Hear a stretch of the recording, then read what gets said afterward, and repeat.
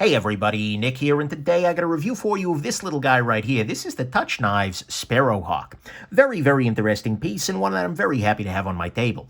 First off, though, I want to thank my anonymous buddy who loaned me this knife. He sent this my way locally, actually, so he could just hand it to me, and that's always a nice thing, to avoid shipping something that's big and expensive. Well, small and expensive, but still, I appreciate that very much. You know who you are. Next thing, this isn't necessarily full disclosure, but it is something I should probably just disclose, because I actually find, I know the makers of this kind of well, I guess. When I was up in Oregon for my visit to Gerber, I actually ended up stopping by the Tuch Knives shop. They are absolutely wonderful humans. William and Eric Tuch are just, they're great folks, generally speaking. Very personable, and they showed me around the shop, gave me the full tour, and they even showed me, took one of these guys apart, well, actually put one of them together. They were still working on them, and just showed me a bunch of cool stuff. So I'm a big fan of them as humans. They even brought me to an airport. If you think I can be bought off by a ride to the airport, I really encourage you to question your conspiracy theories, but nevertheless, I think I should disclose that I think they're awesome folks, generally speaking. But that doesn't necessarily factor into the review of the knife here.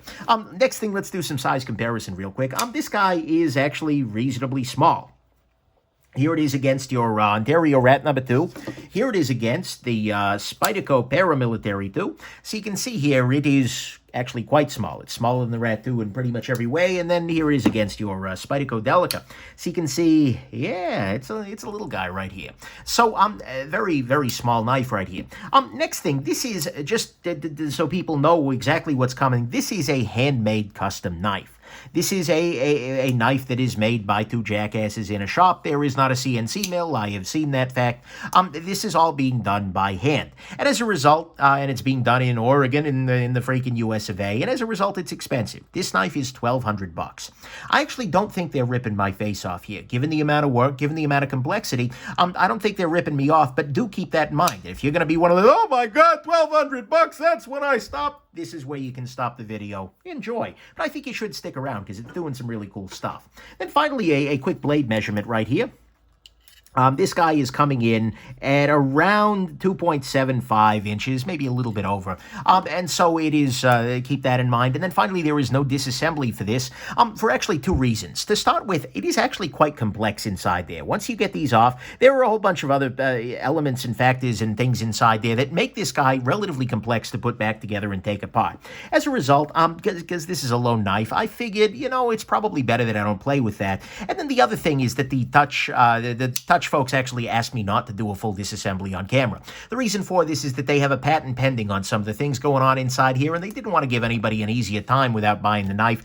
I'm a little reluctant to go there, but because they're nice guys, and because, frankly, the complexity is enough that I feel like there's a chance that I wouldn't be able to get it quite back the way it should be, I decided, yeah, I'm going to go on ahead and honor that. So there is no disassembly here, but I'll show you, from the outside at least, how the important parts work a little bit later on. So let's go on ahead and jump into the good, the great, the bad, and the ugly of this very interesting little knife right here.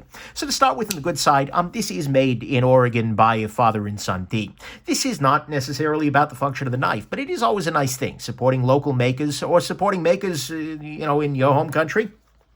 I'm cheering for manufacturing in my home country, as I'm sure you and yours. So, you know, keep that in mind. But this is really made by two folks in a shop that, you know, has a couch in the corner of it. I mean, it's a thing.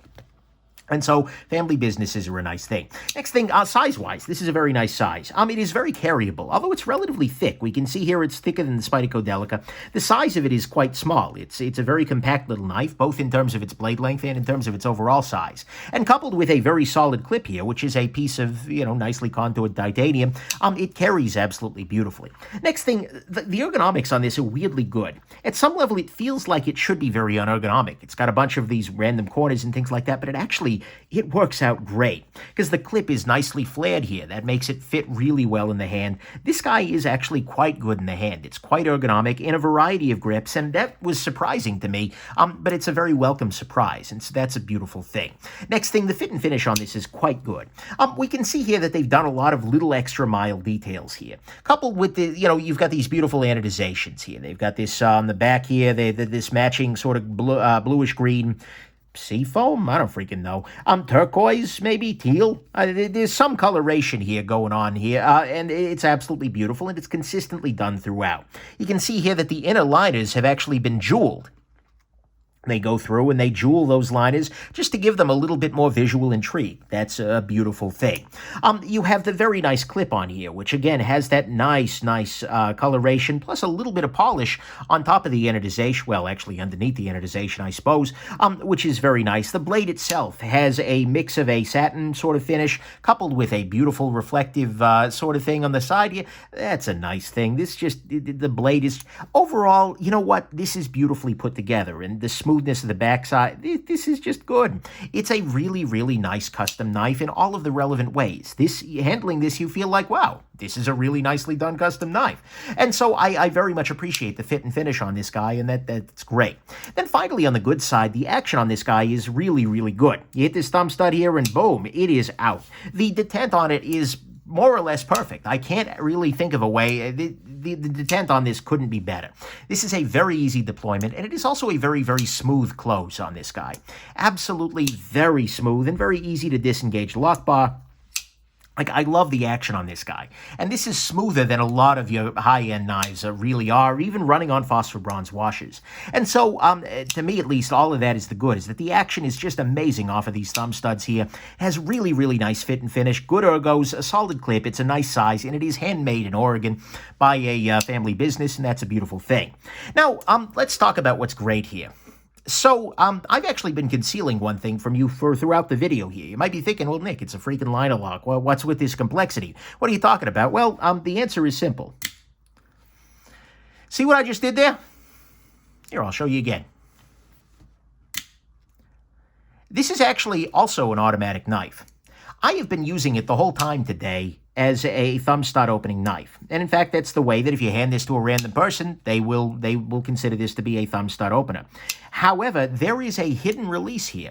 If you press this scale at the very top here a little bit in that direction, the knife deploys automatically. There is, in fact, a leaf spring under here that you can see is now sticking up with their logo and everything on it. That is absolutely 100%, well, an automatic knife spring.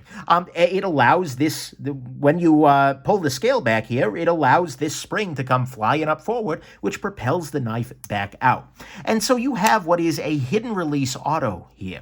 This is an automatic knife that is hidden in its release. You cannot deploy this guy. I'm sorry, you can deploy this guy perfectly reasonably. You could use this guy every day of your life as not an automatic, but if you want it to be, all you need to do is press the magic button, so to speak, and it fires out automatically with no trouble. How does this work? I'm going to see if I can show this off. Let me see if I can get a little bit of light on the subject here. Okay, so right inside here, you can see there's that little piece in between. So you got our lock bar spring over here. We got our blade tang, but there's that little piece in the middle there. Now, I'm going to have to put this in my mouth in order to get the light on there. But what you're going to see is when I pull this back, when I pull back on the scale here, you're going to see that oh, damn, that's not working. You're going to see that that little piece in the bottom there actually rotates out of the way. So keep that in mind as I'm doing this. This is one of those days when I wish I was an octopus, right? All right, hold on. Okay. Oh, actually, I can do my left hand. That's smarter. All right, let's get everything positioned right here. And if I pull this back, what you can see is right down in that little area, as I pull the scale back, it's releasing that little tiny thing that's allowing that bar to come flying up loose. So that's cool. That's really cool. What you have here then is an optional automatic. It is not the case that, you know, a lot of automatics are just the only way to open them is automatic. You press the button and it opens, and then, but this guy is completely usable as a liner lock knife, or as a regular manual open liner lock knife, but if you press the button, it releases that spring and deploys the knife automatically. Now, one other thing that's kind of important to put up there is that, see that little screw right up in there?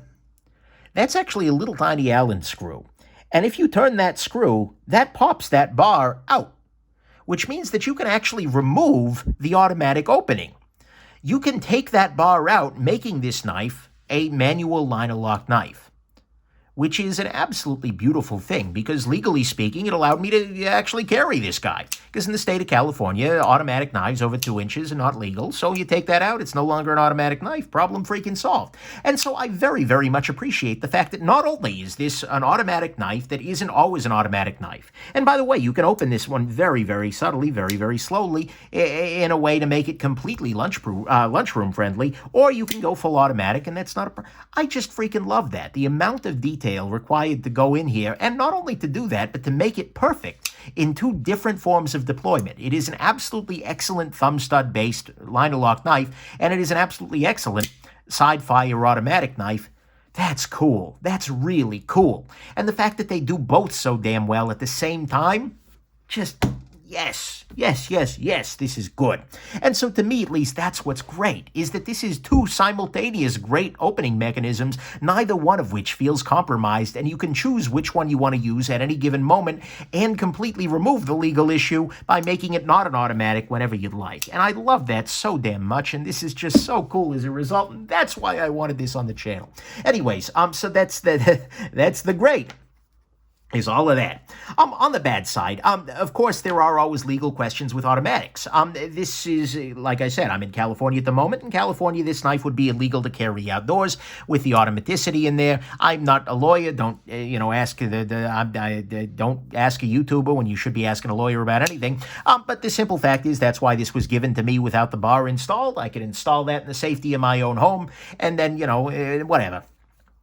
But nevertheless, you will always have legal issues when you're dealing with switchblades. Pardon me, because there are a lot of scared legislators out there. Next thing, disassembly on this guy is complicated. Like I said, I didn't do it out of a courtesy to the Tuches, as well as out of a courtesy to my buddy who gave me this loan this my way, but there are a lot of little pieces in there as a result. It struck me as a very elegant mechanism. I mean, he kind of walked me through, he being, William Tuch, walked me through it, and it's just like, oh, that's really freaking smart. I like that, but it is a little complicated. So I could probably get it back together without too much in the way of trouble, but there is some extra complexity arising from having this be a side-release auto there. Keep that in mind. Next thing, this guy has this unsharpened flat area at the base here.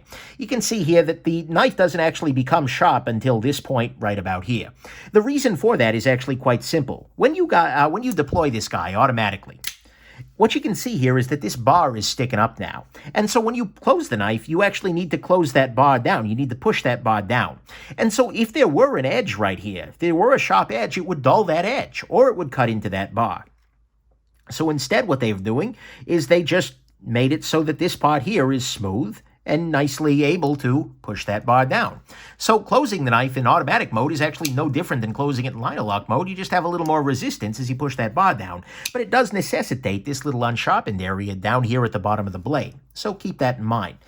Next thing, in terms of fit and finish, there's only one real foul I can point to here, and that's this right little area here, which is that there is a little tiny bit of extra prominence of the metal part in the center there relative to the rest. Mind you, I got this knife from a buddy. I don't know whether he's taken it apart. I don't know whether it came that way from the factory, but that is something to keep in mind. That's really the only thing I can gripe about here. One other thing I will gripe about that's probably unfair, but you can see here that there is a little bit of a gap around the blade here.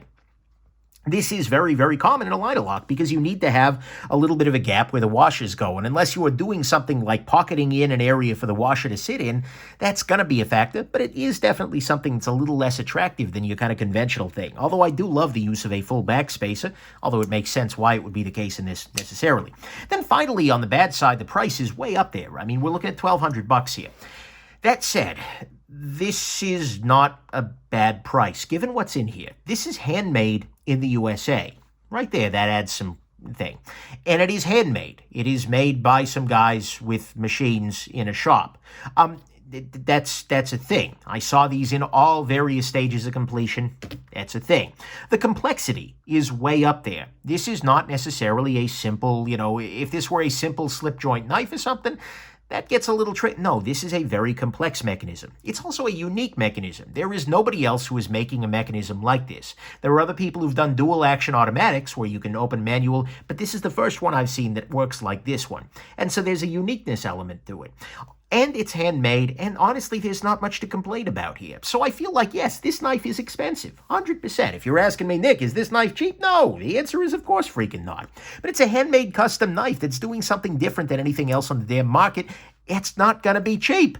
And so I feel like, yes, it's pricey, but particularly once you see the mechanism or once you handle one and see just how beautifully it works in both configurations, I don't really have a problem with that price. It's up there. It's probably not going to be affordable to a huge part of the world, but damn it, I don't think they're ripping me off in any way, shape, or form.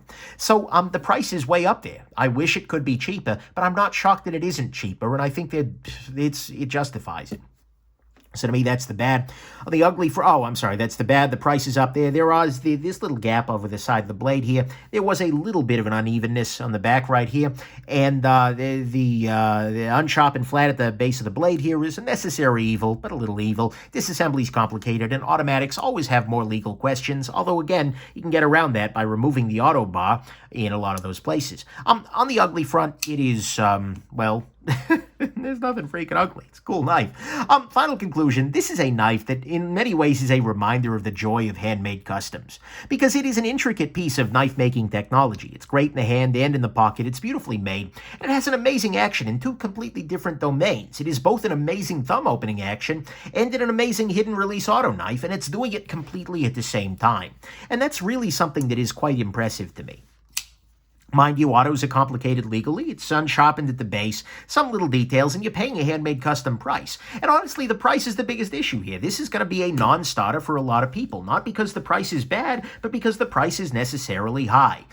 That's going to be the case for a lot of customs. But, like I said, at some level, yeah, I wish it were cheaper, but yeah, I get why it isn't. It's really, really well. And the thing is, it's important to remember that they didn't just do one thing well. They could have done this without any of the automatic guts and made a very nice little custom knife. But here instead they did two things very, very well. They gave us, and I keep saying this, but it really is impressive. How many custom knives out there have a crappy action in just a manual thumb stud sort of thing?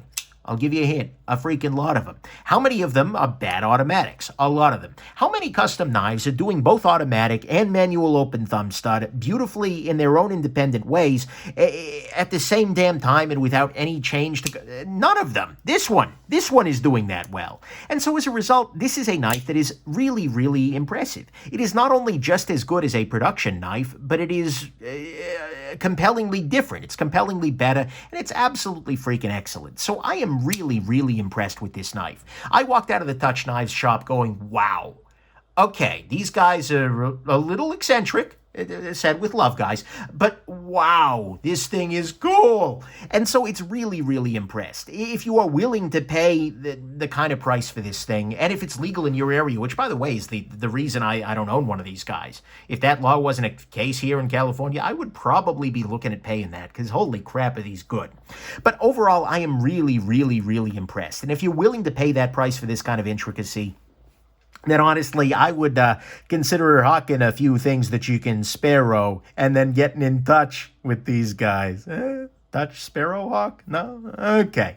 Anyways, there you go. I hope this has been interesting to you, and really, really cool piece, and have yourselves just an absolutely wonderful rest of your day. Bye now.